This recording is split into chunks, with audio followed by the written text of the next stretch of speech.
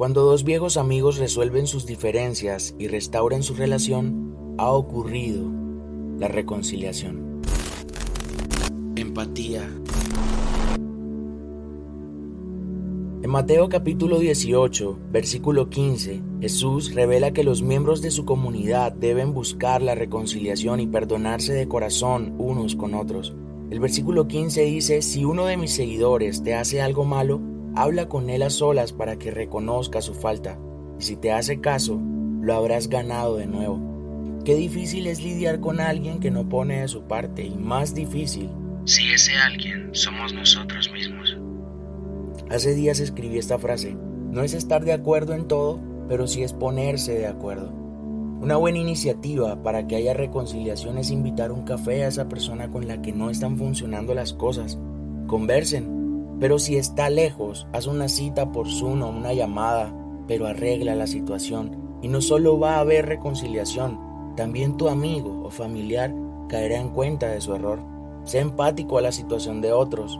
Todos somos diferentes, y por poner un ejemplo de diferencia, hay quienes hablan mucho, otros poco, otros ni hablan, pero debemos aprender a amar a todos por igual.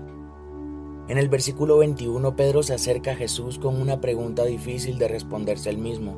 Le preguntó: Señor, si un miembro de la iglesia me hace algo malo, ¿cuántas veces debo perdonarlo? ¿Hasta 7? Jesús le dijo: no te digo que hasta 7, sino aún hasta 70 veces 7. ¿Estaba confirmando Jesús que debe llevarse la cuenta de los errores de los demás? No, claro que no, todo lo contrario. Al convertir el 7 de Pedro en 77, en realidad estaba diciendo que el amor verdadero no pone límites al perdón. Primera de Corintios capítulo 13, versículo 4 al 5, dice: el que ama tiene paciencia en todo, y siempre es amable. El que ama no es envidioso, ni se cree más que nadie. No es orgulloso, no es grosero ni egoísta, no se enoja por cualquier cosa, no se pasa la vida recordando lo malo que otros le han hecho. Los que no perdonan demuestran que no son merecedores de recibir perdón de la enorme deuda que tienen con Dios. Jesús contestó la pregunta de Pedro mostrando que el perdón tiene que ser una característica del cristiano.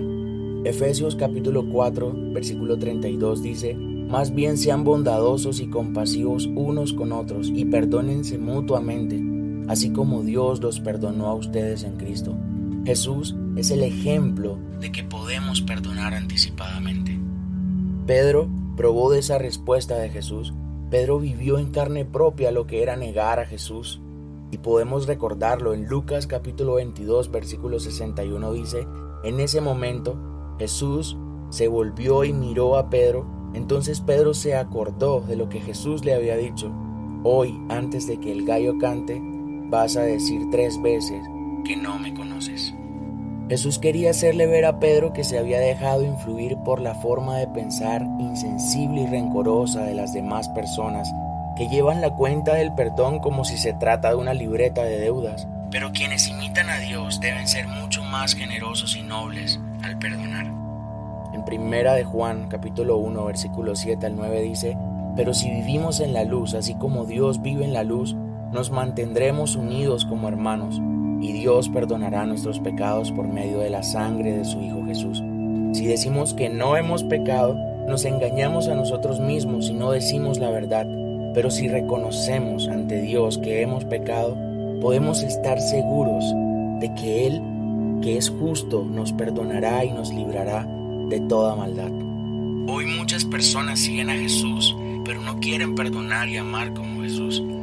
La única manera de seguir correctamente a Jesús es manteniéndonos lo más cerca posible de Él.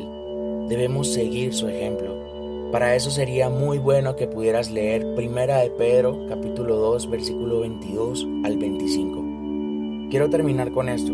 Pablo dice en Segunda de Corintios, capítulo 5, versículo 18 al 19: y todo esto proviene de Dios, quien nos reconcilió consigo mismo por Cristo, y nos dio el ministerio de la reconciliación, que Dios estaba en Cristo reconciliando consigo al mundo, no tomándoles en cuenta a los hombres sus pecados, y nos encargó a nosotros la palabra de la reconciliación. Jesús nos reconcilió eternamente con el Padre, y también nos prometió estar con nosotros hasta el fin. No estás solo.